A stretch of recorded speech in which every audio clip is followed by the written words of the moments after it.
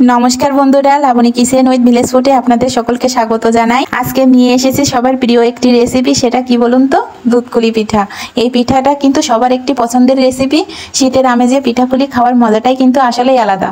সেজন্য আজকে আমি নিয়ে এসেছি আপনাদের সাথে দুধকুলি পিঠা বা ক্ষীরকুলি পিঠা শেয়ার করার জন্য। অনেকের কমপ্লেন থাকে যে পিঠাটা বাসি হয়ে গেলে নাকি পিঠাটা ভেঙে যায় বা শক্ত হয়ে যায়। তো আমি এর ভিতরে অনেকগুলো কিন্তু টিপস দিয়েছি, যেগুলো ফলো করলে আপনারা পারফেক্ট ও ভালো রেজাল্ট পাবেন। আমি প্যানের উপরে কড়া বসিয়ে 1 কাপের বেশি পুরানো নারকেল দিয়ে দিলাম। আর নারকেলটা সেদ্ধ করার জন্য আমি 1 কাপের মতো জল দিয়ে দিয়েছি আর 1 কাপের মতো চিনি দিয়ে দিয়েছি। আপনারা কিন্তু আখের গুড় বা খেজুরের গুড়টা দিয়ে কিন্তু করতে পারেন। এবার আমি চিনি আর নারকেলটা ভালো করে নাড়িয়ে চাড়িয়ে মিশিয়ে নেব। পুরোটা রেডি না হওয়া পর্যন্ত কিন্তু অনবরত করে নাড়তে হবে, না হলে কিন্তু তলায় লেগে পুড়ে যাবে। তো দেখেন এখানে আমার জলটা কিন্তু শুকিয়ে গেছে আর কড়ার গায়ে চিটচিটে মতো লেগে আসছে। হাত দিলেও কিন্তু বোঝা যাবে যে চিটচিট মতো লেগে আসছে। তখন বুঝতে হবে যে আমার পুরটা কিন্তু রেডি হয়ে গেছে। তখন আমি এটা নামিয়ে নেব। এবার আমার চালের গুঁড়ার ডোটা তৈরি করে নিতে হবে। এখানে আমি 1 কাপের মতো জল দিয়ে দিছি আর একটু স্বাদের জন্য একটু লবণ দিয়ে দেব।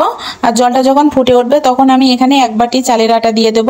আপনারা কিন্তু চালের গুঁড়োটাই দিবেন, গমের আটা দিলে কিন্তু হবে না। চালের আটাটা দিয়ে ভালো করে নাড়িয়ে চাড়িয়ে নিতে হবে যেন কড়ার তলায় পুড়ে না ওঠে। তো দেখেন ঠিক এরকম পর্যায়ে আসলে আমি নামিয়ে নেব। তো দেখেন আমি নামিয়ে নিয়েছি। আর এটা কিন্তু গরম অবস্থায় হাত দিয়ে মাখার দরকার নেই, একটু ঠান্ডা হয়ে গেলে হাতে একটু তেল লাগিয়ে ভালো করে মথে নিলেই হবে। তো দেখেন এখানে আমার খুব সুন্দর করে মথে নেওয়া হয়ে গেছে। আর এখানে আমি একটু বড় বড় করে লেচি কেটে নেব।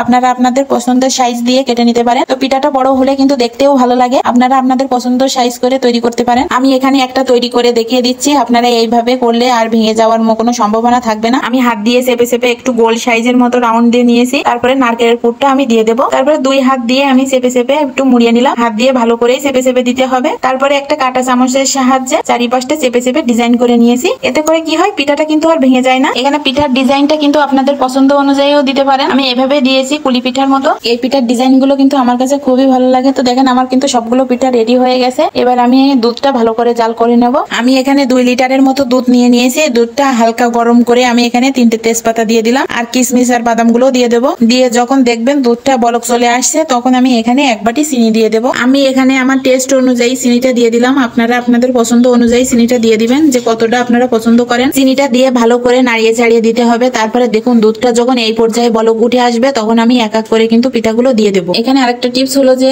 এখানে সবগুলো পিঠা একবারে দিলেই হবে না, তাহলে কিন্তু ভেঙে ঘুটে ওখানে দলা বেঁধে যাবে। একটা একটা করে পিঠা ছেড়ে দিতে হবে, তারপরে কিন্তু গোটানো যাবে না। একটা ঢাকনা দিয়ে একটু হালকা করে ফাঁক করে ঢেকে দিতে হবে, না হলে কিন্তু সবগুলো একসাথে দলা বেঁধে যাবে। দেখুন এইভাবে দিতে হবে। এখানে আমি গ্যাসের ফ্লেমটা কিন্তু মিডিয়াম করে রাখবো আর যেন দুধটা না পড়ে যায় সেদিকে খেয়াল রাখতে হবে। আমি এখানে 10 মিনিটের মতো জ্বালিয়ে রেখে ঢাকনাটা নামিয়ে নিলাম। দিয়ে একটু হালকা করে নাড়িয়ে চাড়িয়ে নেবো। দেখুন আমার একটা পিঠাও কিন্তু ভেঙে যায়নি, মনে হচ্ছে দুধের ভিতরে পিঠাগুলো খেলা করছে। এখানে আমি 10 মিনিটের মতো জাল করে নিয়েছি। দেখুন দুধটা কিন্তু অনেকটাই কমে গেছে। এখানে দুধটা যতক্ষণ পর্যন্ত লালচে লালচে ভাব না হয়ে আসবে ততক্ষণ আমার জ্বালিয়ে নিতে হবে। আমি এখানে আরো 20 মিনিটের মতো ভালোভাবে জাল করে নিয়েছি। দেখেন দুধটা কিন্তু অনেকটাই ঘন হয়ে গেছে। আর এটা কিন্তু বেশি নাড়াচাড়া করা যাবে না, তাহলে কিন্তু ভেঙে যেতে পারে। আর গ্যাসের ফ্লেমটা কিন্তু একেবারে লো করে রেখেছি যেন পিঠাগুলোর ভিতরে ভালোভাবে দুধটা ঢুকে যেতে পারে। দুধটা আরো কমিয়ে ঘন করে নেব আর ঢাকনাটা দিয়ে দিলাম কিছুক্ষণের জন্য। কিছুক্ষণ পরেই দেখুন পুরোপুরি কিন্তু দুধকুলিটা রেডি হয়ে গেছে। তো দেখুন কত সুন্দর লোভনীয় হয়েছে আর খেতে কিন্তু অমৃত স্বাদের মতো। আপনারা একবার খেলে মন প্রাণ জুড়ে যাওয়ার মতো রেসিপি, যার স্বাদ কখনোই আপনার মুখ থেকে যাবেই না। তো আপনারা একবার হলেও এই রেসিপিটি তৈরি করে খেয়ে দেখবেন। ভিডিওটি ভালো লাগলে লাইক কমেন্ট শেয়ার করতে ভুলবেন না। চ্যানেলে নতুন হয়ে থাকলে সাবস্ক্রাইব করবেন। ধন্যবাদ।